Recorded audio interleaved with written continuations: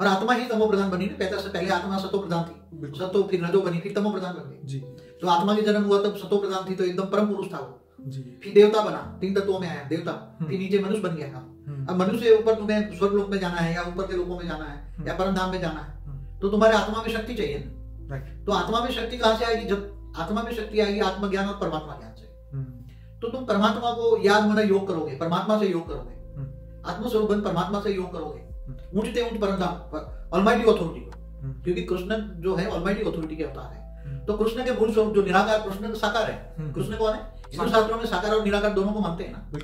तो साकार कृष्ण का अवतार है, मगर कृष्ण का जो अवतार का मूल स्वरूप जो है ऑलमाइटी अथॉरिटी का मूल स्वरूप है। जैसे कहते हैं कि जैसे सूर्य की रोशनी है, गीता में क्या कहा? सूर्य की रोशनी की तरह मैं परम प्रकाश हूं। ये 3 तत्वों, अग्नि तत्व की सूर्य की रोशनी क्या है?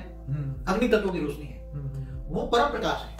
ऑलमाइटी अथॉरिटी ऊंचते ऊंच परम धाम में परम प्रकाश है, वो परम प्रकाश है। उन्होंने ये भी बताया था कि तुम ज्ञान द्वारा परम तत्व को सूर्य की भांति प्रकाशित कर लोगे तो तुम जीवन और मृत्यु से ऊपर चले जाओगे और परम पद को प्राप्त करोगे।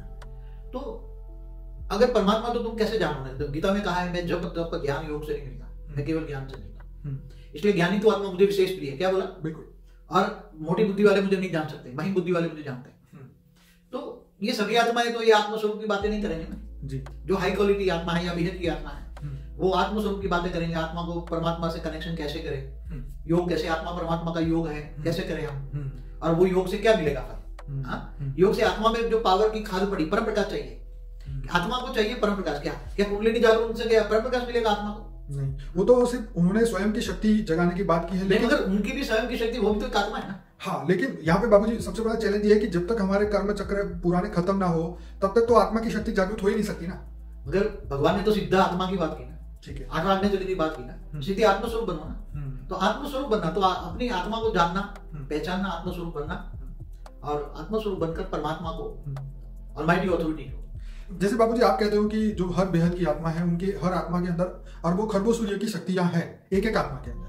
अब यहाँ पे ये लोग कुंडलिनी के द्वारा वो पावर को जगाने की बात कर रहे हैं, लेकिन आपने जो है आत्मस्वरूप बन के परमात्मा से पावर लेके अपने कर्म बंधन खत्म करने की बात की है।